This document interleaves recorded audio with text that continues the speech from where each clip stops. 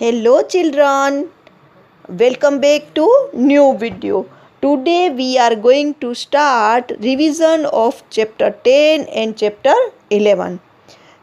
તો student chapter 10 છે મૂરખના સરદારો અને આના લેખક છે જ્યોતિન્દ્ર દવે. એક દિવસ અકબરે બિરબલને પૂછ્યું, મને એવો વિચાર આવ્યો કે ચતુર માણસો તો મેં બહુ જોયા છે, પણ મૂર્ખા મેં બહુ ઓછા જોયા છે. તો હોશિયાર માણસો તો બોલે ચાલે એના ઉપરથી આપણે પકડી શકાય, પણ મૂર્ખાઓને ઓળખવા હોય તો સી રીતે ઓળખી શકાય?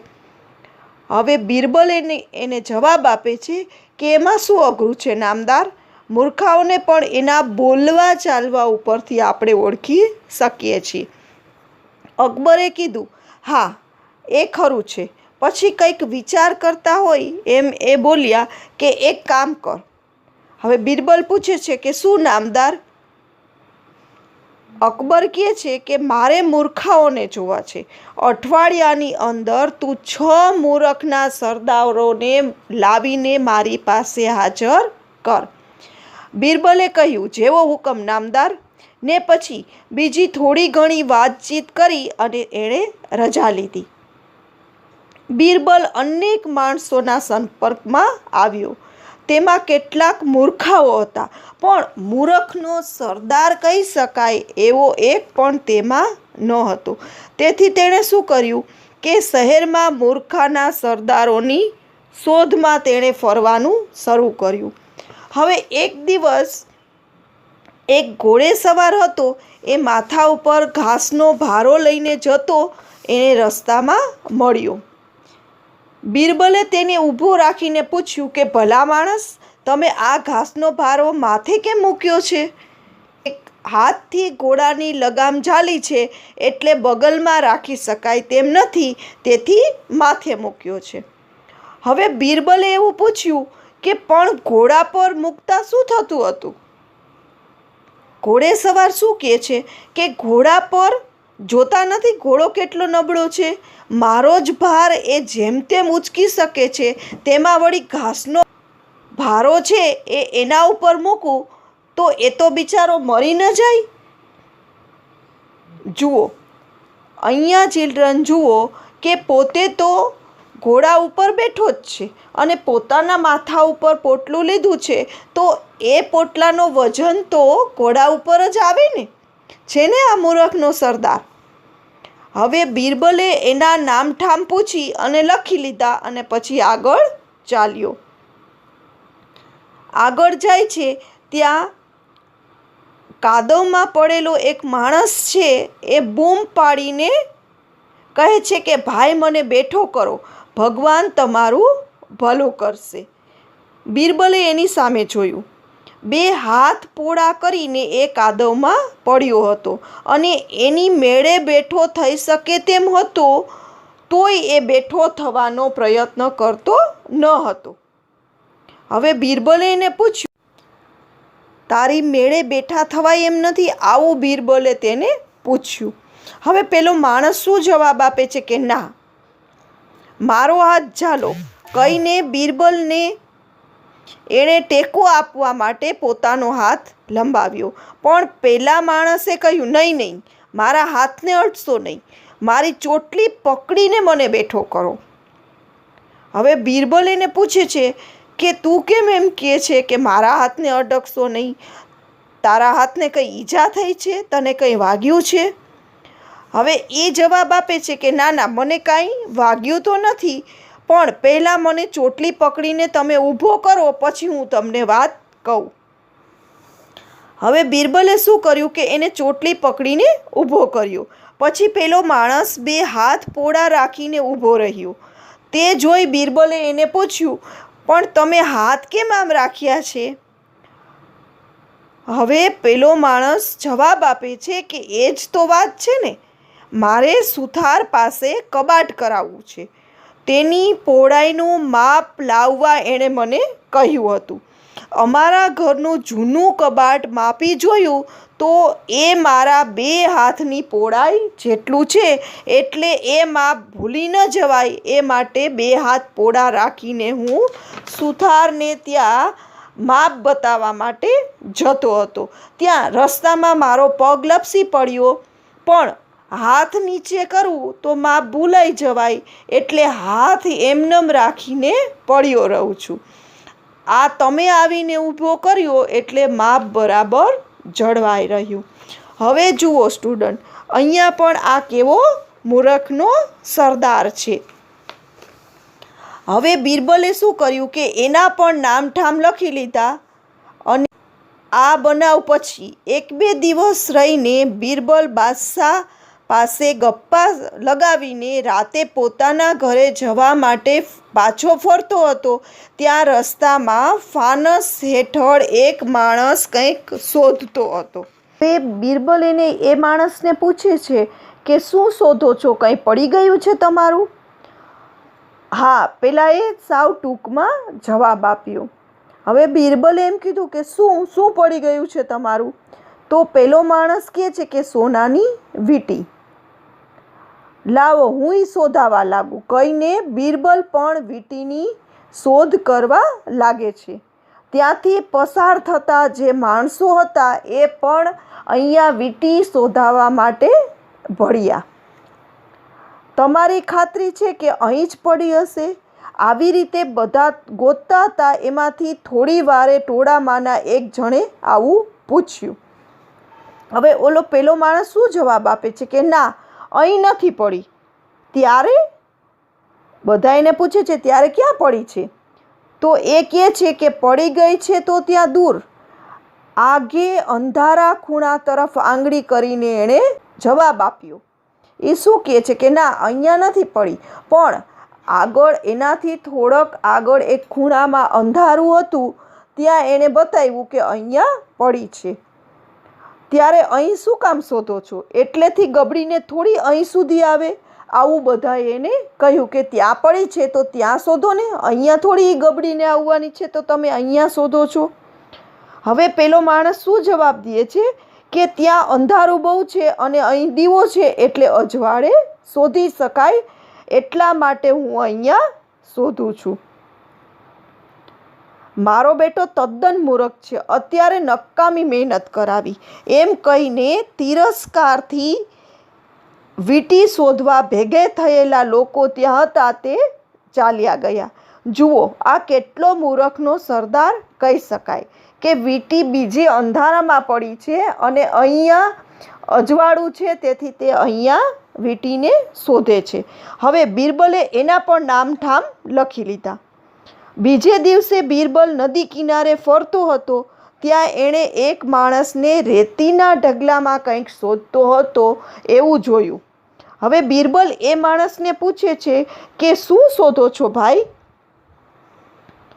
પેલો જવાબ આપે છે કે હું નદીમાં નાહવા ગયો ત્યારે મારી આંગળીએ હીરાની જે વીંટી હતી તે મેં અહીં રેતીમાં દાટી હતી, પણ હવે એ જળતી નથી. શું કહે છે કે હું નાહવા ગયો તો અહીંયા મેં રેતીની નીચે એ વીંટીને દાટી દીધી હતી, પણ અત્યારે તે મળતી નથી. બિરબલ એને પૂછે છે કે ક્યાં દાટી હતી, તે બરાબર ખબર છે તમને? પેલો માણસ કહે છે હા, અહીં રેતીમાં ઊંડો ખાડો પાડીને મેં એને દાટી હતી. બિરબલ કહે છે કે કંઈક નિશાની રાખી હશે ને, કે તમે દાટો છો ત્યારે તમે કંઈક નિશાન તો રાખ્યું હશે ને કે આ જગ્યાએ હું આ વીંટીને દાટું છું. હવે પેલો માણસ એમ કહે છે હા, નિશાની રાખ્યા વગર તે કંઈ દાટું ખરો? બિરબલ એને પૂછે છે કે શી નિશાની તમે રાખી હતી? જ્યાં મેં વીંટી દાટી હતી ત્યાં બરાબર એની ઉપર આકાશમાં ઊંટના જેવા દેખાવનું એક વાદળું હતું, પણ હવે એ વાદળું દેખાતું નથી ને વીંટી પણ દેખાતી નથી. પેલાએ નિરાશ થઈને કહ્યું. જુઓ સ્ટુડન્ટ્સ, આના જેવો મૂર્ખ માણસ કયો હોય? તેણે શું નિશાન રાખ્યું હતું કે તેણે આકાશમાં જે વાદળ હતું તેનું નિશાન રાખ્યું હતું. હવે વાદળ તો આગળ ચાલતા જ હોય છે, તેથી થોડીક વારમાં તો વાદળ છે એ ત્યાંથી ચાલીને બીજે જતું જ રહેવાનું છે. તો બિરબલે આના પણ નામ ઠામ પૂછી અને તેને સરનામું હતું એ લખી લીધું. હવે અકબરે જે મોહલત આપી હતી કે થોડા દિવસમાં તમે મને મૂર્ખાઓ ગોતી દો, એ પૂરી થઈ ગઈ. એટલે દરબારમાં જઈને ઉપર ગણાવેલા જે આ ચારેય મૂરખના જે સરદારો હતા, જેના નામઠામ અકબરને તેણે આપી દીધા અને તે લોકોને બોલાવવા માટે કહ્યું. આપે માગેલા મૂરખના સરદાર આ રહ્યા નામદાર. હવે બિરબલે આવું અકબરને કહ્યું. અકબર કહે છે, પણ આ તો 4 છે, મેં તમને 6 લાવવાનું કહ્યું હતું કે તમે તો 4 જ લાવ્યા, મેં તો તમને 6 મૂર્ખાઓ લાવવાનું કહ્યું હતું. બિરબલે જવાબ આપ્યો કે નામદાર 6 હાજર છે. અહીંયા 6 મૂરખના સરદાર હાજર છે. અકબરે હવે પૂછ્યું કે આ તો 4 દેખાય છે, તો બાકીના 2 ક્યાં છે? બિરબલ એમ કહે છે કે નામદાર, તમે આ 4ને તો જોયા ને, અને 5મો હું છું. હવે અકબરને એકદમ નવાઈ લાગે છે અને એ પૂછે છે કે તું મૂરખનો સરદાર? હવે બિરબલ કહે છે, હા નામદાર. અકબર કહે છે, કેમ એમ? હવે બિરબલે એવું કહ્યું કે જાણે બીજા કોઈ કામ ન હોય તે મૂર્ખાની શોધમાં કરવા માટે હું નીકળ્યો. મેં 8 દિવસ નક્કામાં બગાડ્યા, તે હું મૂર્ખનો સરદાર નહીં તો બીજું શું? હવે બિરબલ એમ કહે છે કે હું પણ મૂર્ખનો સરદાર ગણાવું. તો અકબર એને એમ પૂછે છે કે હવે 6થો કોણ મૂર્ખ છે? અહીંયા હાજર છે એવો 6થો કોણ મૂર્ખ છે? બિરબલ એને કહે છે કે તમે મને માફ કરજો, પણ રાજકામના ને બીજા અનેક સારા કામ પડતા મૂકી અને તમે મને મૂર્ખના સરદારોને શોધીને દરબારમાં લઈ આવવાનો હુકમ કર્યો, તે 6થા મૂર્ખના સરદાર તમે છો. અકબરે કહ્યું, એટલે તો હું પણ મૂર્ખનો સરદાર? એટલે બિરબલ એમ કહે છે કે હા, આપણે બંને મૂર્ખ છીએ. હું મૂર્ખને શોધવા ગયો એટલે હું મૂર્ખ, અને તમે મને મૂર્ખાઓને શોધવા માટે મોકલ્યો, તેથી તમે પણ મૂર્ખ. હવે એક દરબારી આ સાંભળીને બોલી ઉઠે છે કે આટલું બધું અભિમાન, આટલું બધું બાદશાહનું અપમાન કર્યું, તો આ બિરબલને સજા થવી જ જોઈએ. પણ અકબરે હસીને શું કહ્યું કે નહીં, બિરબલ સાચું કહે છે. એણે મીઠો ઠપકો કરીને પણ મને મારી ખરી વાતનું ભાન કરાવ્યું છે. મૂર્ખાના વિચારમાં અથવા મૂર્ખાઓને શોધવામાં વખત બગાડવો તે મૂર્ખાઈ નહીં તો બીજું શું છે? બાદશાહે આવું કહ્યું. પછી બિરબલને ઇનામ આપીને રાજી કર્યા. હવે ચેપ્ટર નંબર 11 છે ઊંટ અને ફકીર. એક ફકીર વનબગડામાંથી એટલે કે જંગલમાંથી પસાર થતો હતો. એવામાં એક વેપારી તેને સામો મળ્યો. તેણે પૂછ્યું, ફકીર બાબા, તમે આટલામાં ક્યાંય ઊંટ જતું જોયું છે? ફકીરે શું જવાબ આપ્યો કે તેની જમણી આંખ ફૂટેલી છે, તે ડાબે પગે ખોડું છે, ખોડું એટલે કે લંગડું, તેનો આગલો દાંત પડી ગયો છે, તેની એક બાજુએ મધ અને બીજી બાજુએ ઘઉં તેની ઉપર મૂકેલા છે. ફકીરના આ સવાલ સાંભળી અને વેપારી તો રાજી થતો બોલી ઉઠ્યો કે ફકીર બાબા, એ જ મારું ઊંટ. તમે એને ક્યાં જોયું? અમે તો ક્યારના એને શોધ્યા કરીએ છીએ. હવે ફકીર બોલ્યા, પણ મેં તમારું ઊંટ તો જોયું જ નથી.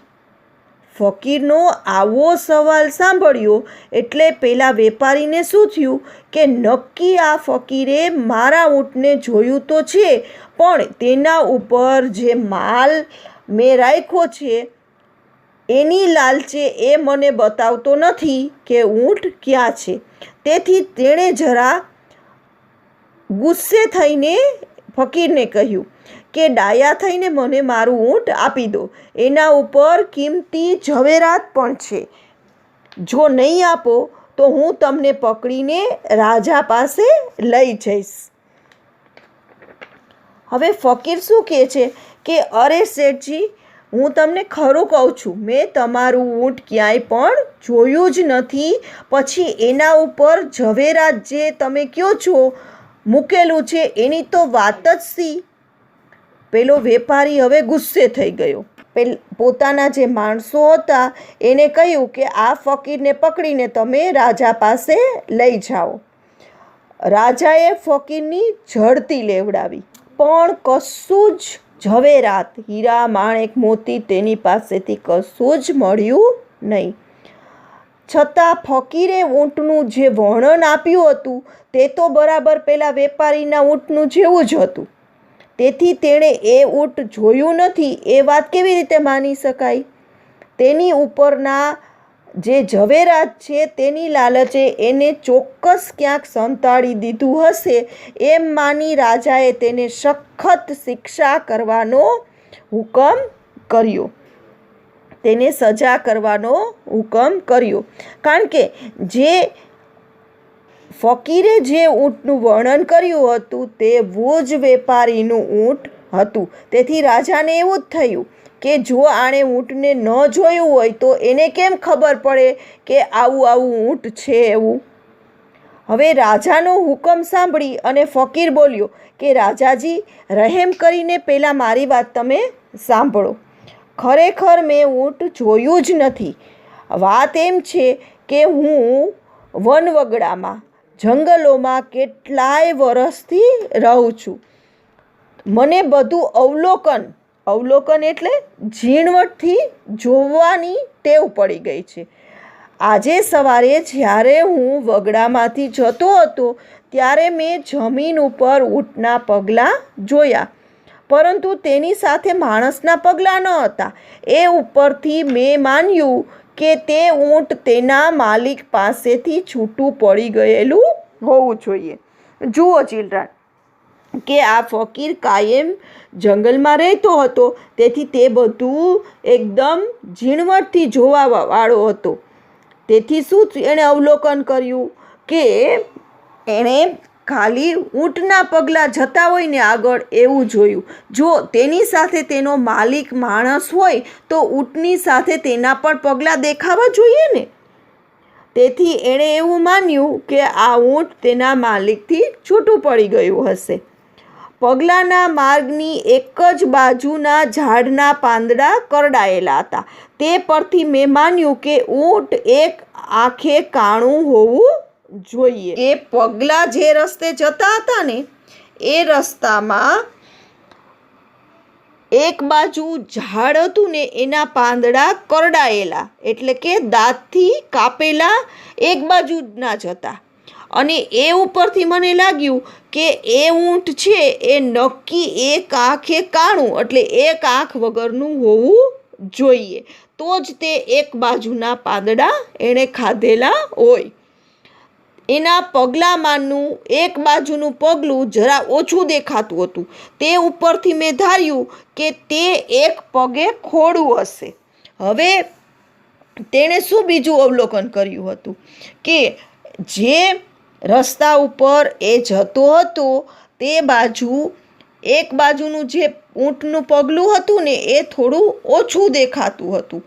એના ઉપરથી એણે શું ધાર્યું કે એ પગે થોડુંક ખોડું હોવું જોઈએ, એટલે કે ખોડખાપણવાળું કે લંગડું હશે એવું મેં માની લીધું. હવે આગળ એ શું કહે છે કે એણે જે પાંદડા કરડ્યા હતા તે પાંદડાનો વચમાંનો ભાગ લટકતો રહી ગયો હતો. એ ઉપરથી મેં માન્યું કે એનો આગલો એક દાંત પડી ગયો હશે. એણે જે પાંદડા ખાધા હતા તેમાં વચ્ચેનો ભાગ છે એ લટકતો હતો ને સાઈડનો ભાગ બધો ખવાઈ ગયો હતો. એના ઉપરથી મેં એવું માન્યું કે એના બે આગલા દાંત નહીં હોય, તેથી આ ભાગ એનાથી ચવાણો નહીં હોય. એને એક દાંત એનો પડી ગયો હશે.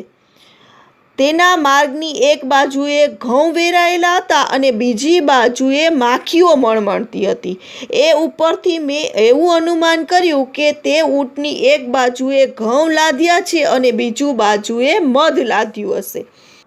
અને કોઈ માણસ એની ઉપર બેઠું હોય તો તે મધ કે ઘઉં છે એની નીચે પડવા ન દે. એ ઉપરથી મેં એવું માની લીધું કે એ ઊંટ એકલું જ એના માલિક પાસેથી છૂટું પડીને ગયું હશે. હવે હું ત્યારથી થોડેક દૂર ગયો, ત્યાં જ આ વેપારી મને સામો મળ્યો અને ઊંટ વિશે પૂછવા લાગ્યો. તો મેં તેને ઉપર પ્રમાણેનું વર્ણન કરીને બતાવ્યું.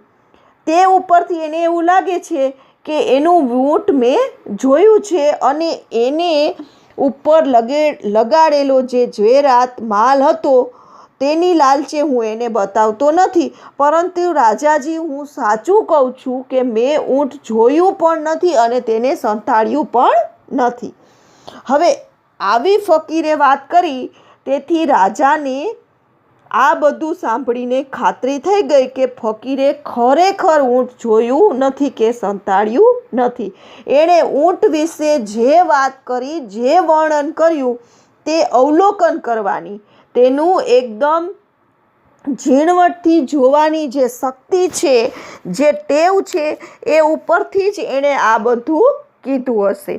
રાજાએ ફકીરને ઇનામ આપ્યું અને છોડી મૂકવાનો આદેશ કર્યો અને તેની અવલોકન શક્તિ જે હતી તેના તેણે ખૂબ જ રાજાએ વખાણ કર્યા.